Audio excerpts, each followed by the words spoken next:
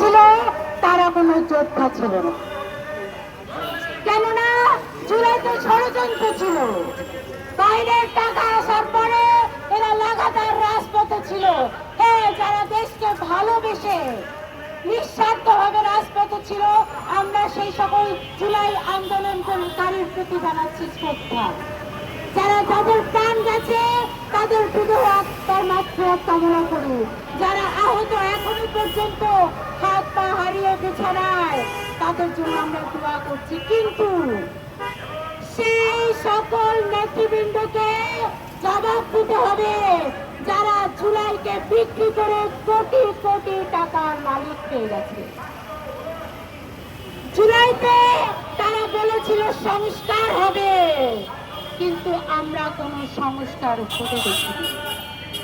আমার দেশের মানুষের কোন পরিবর্তন হয়নি। আপনার আমার যে মানুষ খেটে খায় তারা তাদের মতোই রয়ে গেছে। আমার গরিব দুঃখী মানুষগুলো একই রকম রয়ে গেছে, কোনো পরিবর্তন হয়নি। সংস্কার হয়েছে নাহিদ সাহেবের পেটে, বিশাল বড় একটা পেট হয়েছে তার। সংস্কার হয়েছে সার্জিসের চাপা ভাঙা চাপা। সেই চোয়ালে মাংস ছিল না 5ই আগস্টের আগে। এই সার্জিস 5ই আগস্টের আগে ঢাকা ইউনিভার্সিটির বারান্দায় ঘুমাতো। এখন সেই সার্জিস প্রাডো গাড়িতে চলে। তার মোবাইল এখন অনেক লাখ লাখ টাকা দামের মোবাইল, অথচ তার পকেটে 700 টাকার মোবাইল ছিল। কোথা থেকে পেয়েছে তারা টাকা? নতুন ধারা বাংলাদেশের পক্ষ থেকে, আজকের আন্দোলনের পক্ষ থেকে আমাদের প্রথম দাবি হচ্ছে এই জুলাইতে যারা নেতা ছিল, নেতৃত্ব দিয়েছে, তাদের প্রত্যেকের সম্পদের তলব করতে হবে। তাদের সম্পদের বিবরণী জনগণের সামনে পেশ করতে হবে কোথা থেকে তারা ওই টাকা পেয়েছে। কারণ জুলাই একটা দোকান, এই দোকানকে বিক্রি করে লক্ষ লক্ষ দোকানদারেরা কোটি কোটি টাকার মালিক হয়ে গেছে। এরা দাবি করে হাজার হাজার জুলাই শহীদ হয়েছে। এরা বলে যে 1400 জুলাই শহীদ হয়েছে, অথচ সরকারি যে তালিকা সেখানে দেয়া হয়েছে মাত্র 834 জনের নাম। জুলাই শহীদ হিসাবে এমন লোকেরও নাম আছে সে বিদ্যুৎ স্পৃষ্ট হয়ে মারা গেছে, তাকে এরা জুলাই শহীদ বানিয়েছে। জুলাই শহীদ নামের ভিতরে এমনও ছেলের নাম আছে যার মাথায় টিউমার ছিল, কিন্তু অপারেশন সফল না হওয়ার কারণে মারা যাওয়ার পরে তাকে জুলাই শহীদ বানানো হয়েছে। আরে জুলাই শহীদ রাফি তো মরে গিয়ে ফেরত এসেছে, এগুলা প্রমাণিত। তাহলে নতুন ধারা বাংলাদেশের পক্ষ থেকে আমরা বলতে চাই যে 834 জন আপনারা বলছেন, সেই 834 জন প্রত্যেকের নাম, তালিকা, পরিচয়, ঠিকানা সহ আপনারা গেজেট প্রকাশ করবেন। 20 কোটি জনগণের জানার অধিকার আছে যে জুলাই আহতরা আসলে কারা, জুলাই নিহতরা আসলে কারা।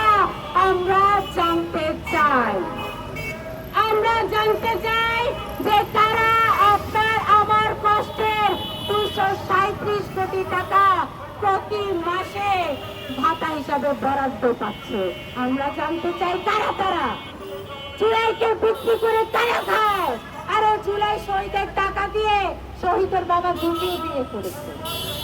তাহলে আপনার টাকা, আমার টাকা, আমাদের কষ্টের টাকা দিয়ে জুলাই শহীদের বাবা যদি দ্বিতীয় বিয়ে করে, তাহলে লাভ কি হলো? এই সমাবেশের পক্ষ থেকে, এই কালো মিছিলের পক্ষ থেকে আমাদের দাবি, আবু সাইদের আবার ময়না তদন্ত করা হোক। কারণ এই আবু সাইদের মৃত্যুর সময় তাকে গুলি করা হয়েছে এবং বলা হচ্ছে যে পুলিশের গুলিতে তিনি মরেছেন, কিন্তু আমরা দেখেছি যে পুলিশ তো রাবার বুলেট ছুঁড়েছে। তাহলে রাবার বুলেটে তো কারো মৃত্যু হওয়ার কথা না। তো কাছে থেকে যদি রাবার বুলেট আপনার গায়ে লাগে তাহলে হাড় ভাঙবে সর্বোচ্চ, মানুষ মারা যাবে না। আমরা বিভিন্ন ভিডিওতে দেখেছি যখন পুলিশ তাকে গুলি করেছে তার শরীর থেকে কোনো রক্তপাত হয়নি। এই আবু সাইদ যখন বসে পড়েছিল তাকে তার বন্ধুরা হাসপাতালে নিতে 3 ঘন্টা দেরি করেছে। এই 3 ঘন্টার মধ্যে তাকে মেরেছে, কারণ আবু সাইদের বাবা বলেছে তার মাথার পিছনে এত বড় একটা গর্ত ছিল। পুলিশের রাবার বুলেটে মাথায় এত বড় গর্ত হয়েছে, প্রশ্ন ওঠে না। আবু সাইদের ময়নাতদন্তের তদন্তের একাধিক রিপোর্ট প্রকাশিত হয়েছে পত্রপত্রিকায়।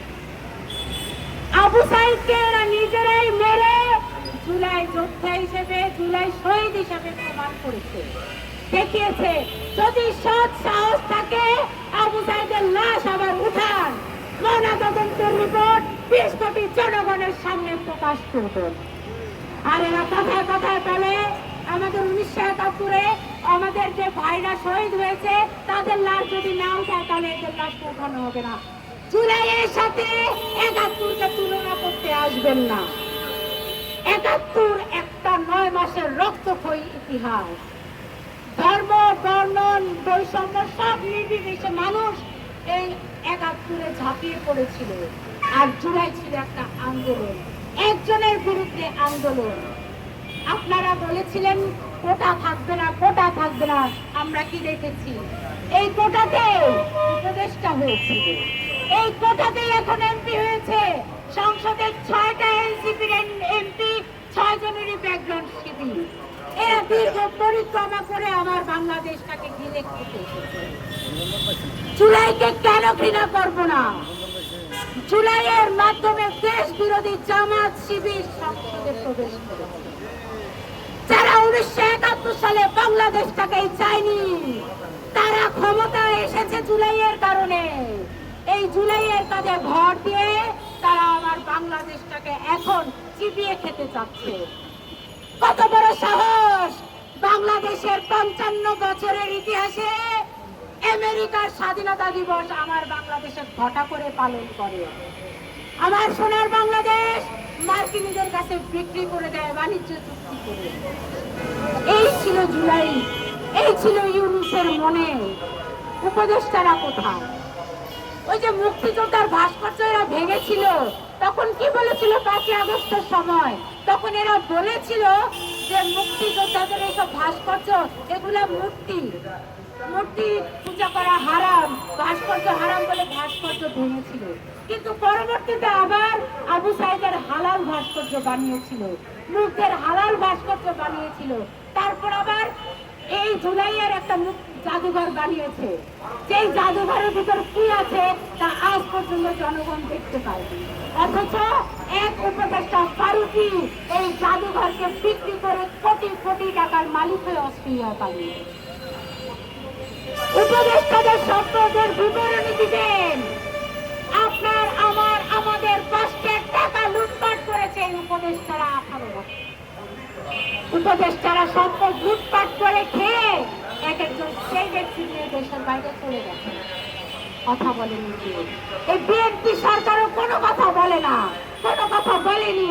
এই তাদের বিরুদ্ধে কোনো অ্যাকশন নেয়নি, কারণ ইউনূস সাহেবের কিচেন ক্যাবিনেটে যেমন জামাত ছিল, তেমন এনসিপি ছিল, তেমনই বিএনপি ছিল। আমার স্বাধীন সোনার বাংলাদেশ আমেরিকার কাছে বিক্রি করে দেওয়ার একটা যে পায়তারা, এই পায়তারার সাথে ওরা সবাই ঐক্যবদ্ধ ছিল। আমার সোনার বাংলাদেশটাকে পাকিস্তান বানাতে চায় এক পক্ষ, এরা পাকিস্তানে জুলাই দিবস পালন করে। আমার সোনার বাংলাদেশকে আফগানিস্তান বানাতে চায় আরেক পক্ষ, এরা 501 নম্বর রুমকে হালাল বলে। আমার সোনার বাংলাদেশটাকে ধ্বংস করে দিচ্ছে, যুব সমাজ ধ্বংস করে দিচ্ছে, নারী সমাজ ধ্বংস করে দিচ্ছে। এত অনিরাপত্তা আমরা আমার সোনার বাংলাদেশে কোনোদিন দেখিনি, আমরা কোনোদিন দেখিনি।